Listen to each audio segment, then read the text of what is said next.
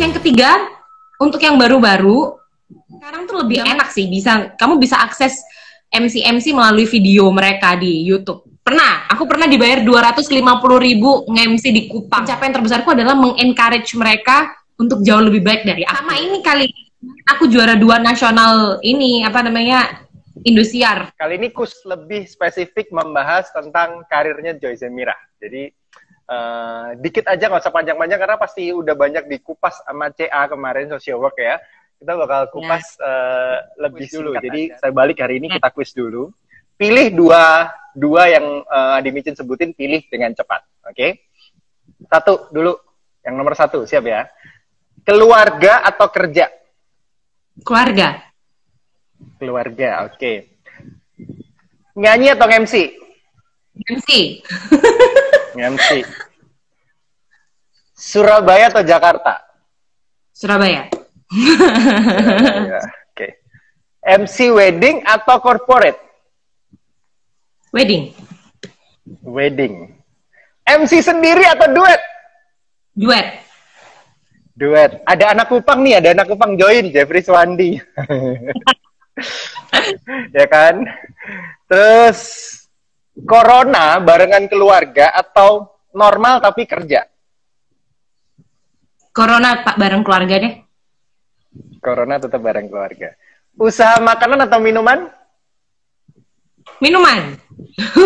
Minuman. Terakhir ya, warung Sang Ayu atau Kuakui?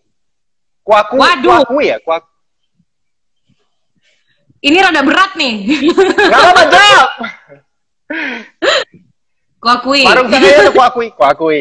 Ku akui hati ini. Jadi gitu lagu. Ya kan, lagunya kan gitu kan. Oke, kita ngobrol sama Joy Zemira di segmen kedua. Dan kali ini, sejak kapan sih Joy berkarir di MC lebih khusus ya? Sejak kapan? Kalau MC wedding itu yang benar-benar di dunia bisnis ya. Di start nol MC aja, nggak apa-apa. Start nol MC kelas 4 SD kok. 4 SD. MC apa waktu itu? MC KKR anak-anak se-NTT. KKR anak-anak se-NTT. Jadi acara gereja ya? Karena ini tumbuh di lingkungan gereja. Bener ya? Betul. Betul. Jadi papa mama saya adalah pendeta, mertua saya pun pendeta. Oh gitu, baru tahu hari ini. Oke, jadi hidup sosialnya tinggi juga pasti ya kan? Oke. Dari 4 SD profesional masuknya tahun berapa profesional? Profesional MC sebenarnya dari Kupang tuh aku udah nge-MC kayak konser musik, terus kemudian ulang tahun kayak gitu. Itu kalau nggak salah 2007 ya. 2007 aku nge-MC di Kupang. Tapi kalau di bisnis di Surabaya itu tahun 2013 ya. 2013 untuk terjun pertama kali itu 2013. Untuk di dunia bisnis. Yang dapat bayaran pertama kali, ingat nggak? Aku pernah dibayar 250.000 nge-MC di Kupang. Waktu itu kelas 2 SMP. 2005. Widih, berarti kamu tuh mulai lebih jauh daripada aku dan Opang. Itu kelas 2 SMP. Gak terlalu yang dibayar. Kita waktu itu belum dibayar. 2007-2008 kita baru dibayar. Beneran, serius. Next question, cita-citanya apa sih sebenarnya? Cita-cita di luar kan sekarang kalau karirnya kan MC, berarti MC punya warung Sang Ayu, Kuakui, ya kan? Cita-cita dulunya apa? Sebenarnya I'm living my dream right now, tapi kalau ditanya spesifik, aku dari dulu tuh pengen jadi VJ MTV. Oke, kemarin udah dibahas di social work, bener, VJ MTV. Karena ngeliat siapa sih? PJ Denil, Geraldine, Sehan, terus Nirina Zubir, Tamara tuh yang presenter bola juga dulu ya, kalau nggak salah ya, Tamara Geraldine ya, bener ya? Oke, itu betul. Anak tahun 90-an pasti tahu, anak 90-an. Pemain film Bollywood, Roro Aya, ya kita sapa dikit-dikit ya, pelan-pelan. Sorry, kita nggak bisa sapa. Calon adik mantuku, adik iparku. Oh, calon adik ipar. Oke. Jadi cita-cita sebenarnya sama, VJM TV. Halo Opang! Oh, Opang harus disapa dulu. Ini Opang ini keren banget. Jadi VJM TV. Jadi intinya bukan kecelakaan, Oi. Ini kerjaan yang sudah apa ya, sesuai yang kamu inginkan memang ya. Nggak pernah bayangin jadi pendeta dulu atau apa gitu kan, karena nggak pernah sih, never. Penginjil atau pendeta, karena kan tumbuh di gereja kan. Jadi gini, papa mamaku tuh nggak pernah yang stigmanya kamu harus jadi pendeta yang ngikutin papa mama, nggak pernah. Mamaku ngomongnya gini, aku inget banget satu katanya dia ngomong gini, Tuhan itu memakai semua orang untuk menjadi hambanya. Menjadi hambanya tuh nggak harus full timer.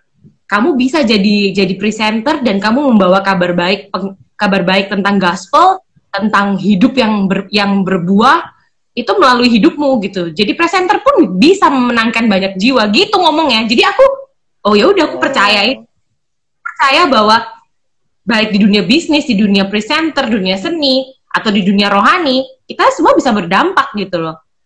Jadi ya udah, aku mengikuti. Tapi sayangnya Om, Joy nggak ngikutin Om. Dia MC-nya tetap sekuler. Oke. Cita-citanya on the track berarti ya, bener ya. Terus kenapa sih? Kenapa sih VJM TV? Kenapa sih harus MC? Aku tuh menemukan cita-cita tuh baru di kelas 4 SD setelah aku nge-MC KKR anak itu, terus aku suka nonton Tamara Geraldine dan VJM TV. Terus aku tuh kayak nggak tahu pede, narsis apa nggak tahu diri. Jadi kayak aku ngerasa kalau aku tuh bisa nih, aku nih suka ngomong, daripada aku ngomong nggak berfaedah, mending omonganku tuh menghasilkan duit gitu. Jadi aku akhirnya ikut siaran gitu. Dengar nggak aku? Oke. Kita tunggu normal. Stop dulu, normal. Oke. Jadi intinya ngomongnya berfaedah. Kalau nggak salah tadi ya, sempat denger ya. Ngomongnya berfaedah. Halo Ai. Boleh diringkas? Berfaedah. Boleh dirangkum? Kalau kita ngomong terus menghasilkan kan menyenangkan gitu kan. Oke, jadi karena itu ya, karena kita suka ngomong, akhirnya ngomong menghasilkan menyenangkan hasilnya. Oke. Terus boleh sharing Oi dikit, nggak usah panjang-panjang, sharing dikit yang simple. Joy Semira tuh otodidak atau enggak berarti? Aku dapat training radio ya. Aku kan dulu penyiar radio, jadi training radio ya kalau dibilang otodidak banget enggak. Ada teknik-teknik yang aku pelajarin, tapi itu cuman kayak 6 bulan apa ya, anggaplah setahun, karena radio kampus juga lumayan membantu. Ya 50-50 kok, otodidak dan belajar. Oke, yang mau di-sharingin buat teman-teman yang mungkin mau memulai karir di bidang MC dan juga mungkin sedang memulai, sedang jalan, atau mungkin juga buat saya, apa sih sebenarnya mau di-sharingin? Waduh, buat Anda senior, ngapain saya kasih? Andrit, kamu 2005, aku 2008. Berarti kan seniornya yang sana. Ya, di tahun 2005 itu berat sih. Aku mau sharing gini. Selalu ada hari pertama ketika kita memulai sesuatu, dan itu nggak selalu baik. Selalu ada langkah pertama gitu, dan itu nggak selalu menjanjikan hal yang baik buat kita gitu. Tapi jangan kalah di langkah pertama. Kalau kamu mau naik di lantai 10, ya kamu harus langkah kedua, langkah ketiga, langkah keempat, langkah kelima. Ya, walaupun berat, senengnya iya, berat iya, tapi ya fokus sama tujuanmu apa, ya udah di situ terus, jangan keluar dari tracknya. Oke, ada Echa Sumantri, ini bener ya, drummer ini ya, salah satu drummer terbaik Indonesia. Jadi kalau luar biasa lah bayangin. Intinya selalu ada panggung yang pertama, dan kalau kamu mau naik next step-nya terus, ya udah harus do the best. Karena kalau nggak salah, tak ingetin mungkin Oi lupa ngomongin, kalau nggak salah pernah bilang juga, udah kalau nge-MC selamatin diri sendiri dulu, do the best yang terbaik di panggung, bener ya? Betul. Apa sih yang harus diperhatikan menurut Joy Semira untuk tips untuk teman-teman yang mungkin baru atau mungkin sedang mulai dan lain-lain? Kita nggak guruin ya, kita sharing ya hari ini. Dulu waktu aku baru tuh, aku tuh selalu menganggap diriku lemah, rendah. Maksudnya kayak selalu di bawahnya partner. Nah, itu aku salah juga sih. Menurut aku, aku nggak mau partnerku, kalau misalnya dia partner baru, terus dia ngerasa di bawah. Karena itu akan tidak balance kalau kita lagi nge-MC. Nah, tidak juga harus di atas. Jadi kita knowing your portion gitu, knowing yourself, kita tahu diri kita di mana, porsi kita di mana, kita bisa balance dengan partner. Jadi nggak harus kamu harus tunjukin bahwa aku nih menyelamatkan diri sendiri, itu bukan berarti kayak gila gue harus di atas terus nih, gue harus cerewet terus, gue harus ngomong terus, enggak. Tapi buatlah event itu semenarik mungkin dengan hal yang kamu tahu, oh ini porsi aku nih gitu.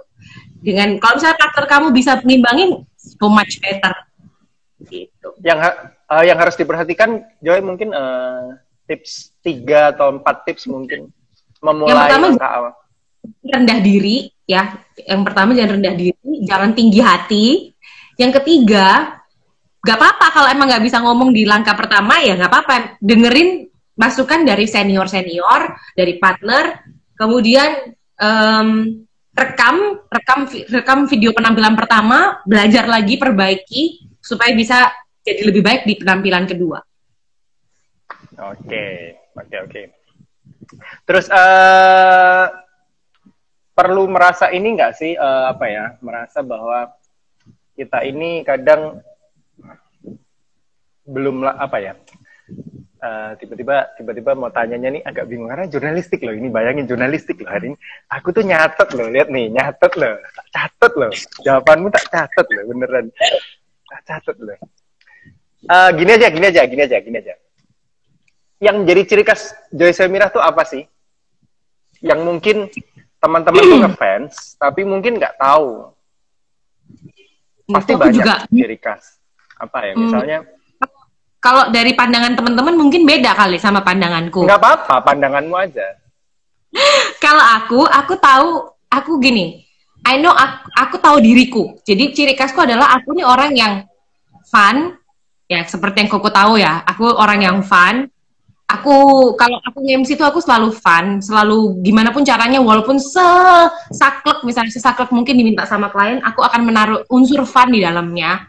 Kemudian yang kedua, aku itu nggak pernah, kalau aku ya, ini etika aku aja, aku bukan tipe yang suka ngebully orang lain gitu. Kalau bisa bully diriku sendiri, aku lebih suka membuat diriku konyol gitu, dibandingkan orang lain.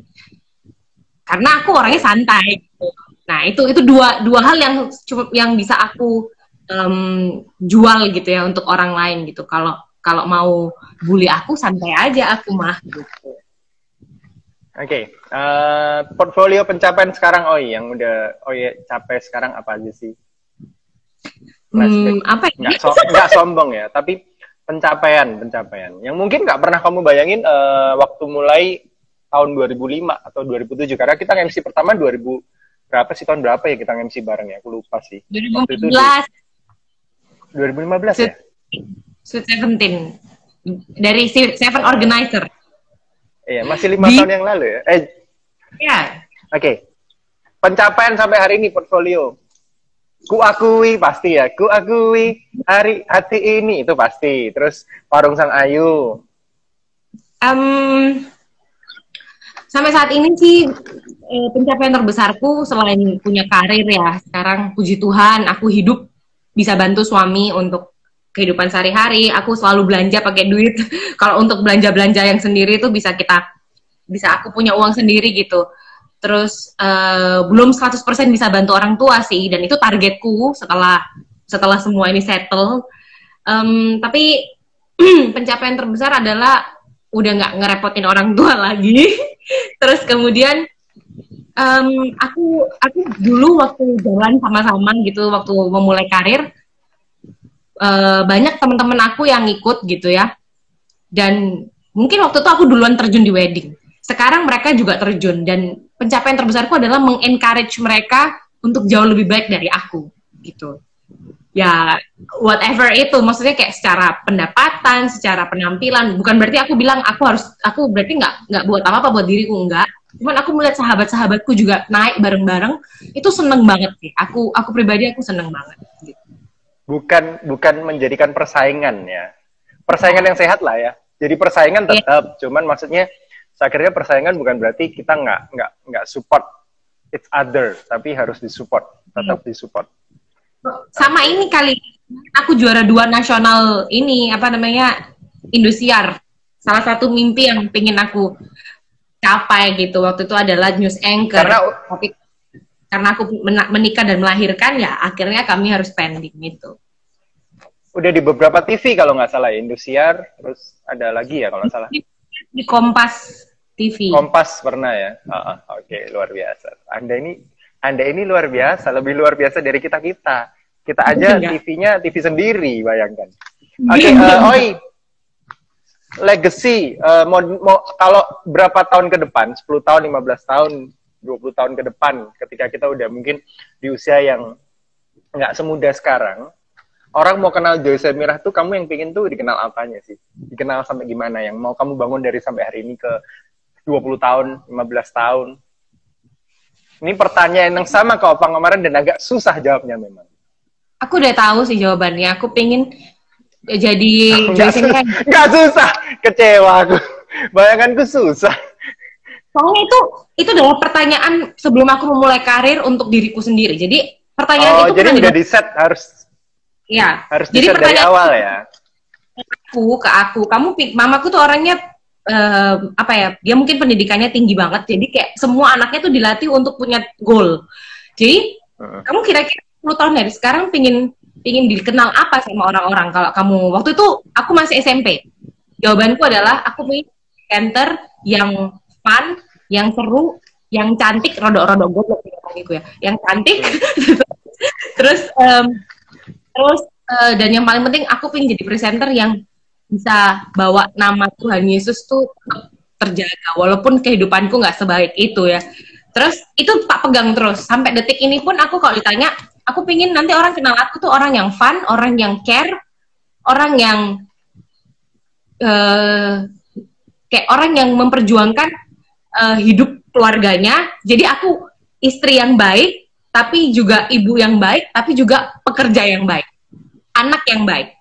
Itu empat hal yang selalu aku pegang: istri, ibu, anak, dan pekerja yang baik, rekan kerja yang baik. Jadi sebisa mungkin semua balance, baik keluarga maupun kerjaan. Gitu. Oke. Terbaik dalam segala hal. Tak singkat seperti itu, ya kan? Balance kan, harus terbaik dalam segala hal. Belum tentu, memang, tapi nggak apa-apa. Oke, kalau mungkin masih nggak berani, karena kan gini, kalau tadi yang mungkin kamu sharingin, aku sih ngerti, cuman mungkin buat teman-teman yang pemula agak abu-abu dikit mungkin ya. Mungkin kalau tips aja deh, tips yang mau mulai itu yang perlu diperhatikan apa aja sih? Tipsnya dulu yang mau mulai. Aku ngomong lugas, tapi dimohon untuk yang baru jangan baper ya, karena ini aku ngomong apa adanya. Supaya nggak dibilang, oh baju ini sotoy banget. Enggak, ini aku ngomong apa adanya berdasarkan experience. Yang pertama, jangan sotoy. Jangan sok tahu. Jangan sotoy. Oke. Yang kedua, jangan rendah diri. Maksudnya gini, oh iya. Aduh, aku kan baru. Itu jadi alasan buat kamu untuk tidak memaju dirimu. Terus yang ketiga, untuk yang baru-baru, zaman sekarang tuh lebih enak sih. Kamu bisa akses MC melalui video mereka di YouTube. Belajar dari situ, bikin skrip, belajar lihat di YouTube, praktekin di kaca atau rekam supaya bisa kamu denger dan jadi evaluasi dirimu. Oke, jadi itu adalah poin-poinnya. Jangan sok tahu, jangan rendah diri ya. Evaluasi terus. Teknik Betul. Juga harus ya. Teknik wajib ya. Betul. Oh ya. Teknik wajib ya. Wajib. Harus ada role model nggak sih? Boleh. Itu justru baik buat seorang pemula. Jadi kayak kalau ketika kita punya role model kan kita tahu gaya kita maunya kayak gimana nih, bener nggak sih? Mau lucu atau mau apa gitu, itu bisa diatur. Tapi kamu nggak harus jadi seperti dia. Kamu harus tahu dirimu kayak gimana. Karaktermu tuh pragmatis kah, sanguin kah, apalah harus dieksplor gitu. Tahu dirimu, eksplor. Oh, aku tuh bagusnya kalau nggak bercandaan deh. Kalau bercandaan mungkin nggak bagus. Ya jangan mau jadi kayak Indra Bekti, ya jangan. Oke. Kalau Oi ini setauku adalah di saat dia udah seperti sekarang, dia lebih matang karena dia mencatat semua belajar itu, akhirnya juga membantu partner-partnernya untuk iya harus dicatat nih. Sekarang lihat Joy itu tiba-tiba kita juga ada belajar banyak sih. Jadi teman-teman memang harus ada role model, harus ada role modelnya, dan juga harus belajar terus ngamatin dari mana yang mau kita tiru, tapi nggak boleh 100% ditiru ya Joy ya, karena bener ya? Betul. Harus jadi diri sendiri, jadi jualannya bagus. Dan sering-sering ngamatin video tuh mungkin kalau bisa diartikan, karena aku mungkin cukup banyak kenal Joy dari lama. Dia dulu kalau misalnya mau MC sama siapa, dia cari tahu dulu videonya orang itu. Jadi harus tahu cara MC-nya gimana, dan lain-lain, supaya ketika di atas panggung siap. Itu betul. Itu yang bisa kita mungkin bagikan untuk teman-teman hari ini. Oke. What next, Joy? Apa yang mau dilakukan next-nya? Boleh tentang COVID, boleh normal, boleh apapun. Sementara ini kalau next-nya adalah prepare-ku ke tahun depan ya. Karena tahun ini kayaknya agak suram. Jadi ya mengikuti aja. Tahun depan itu ada salah satu manajemen di Surabaya yang sudah connect sama aku. Cuman aku belum bisa sebut karena kita belum tanda tangan kontrak dan lain-lain. But I have to say that I will join a management tahun depan, gitu, supaya aku bisa lebih baik. Kok? Aku baru tahu. Aku baru tahu ini berita baru. Bohong.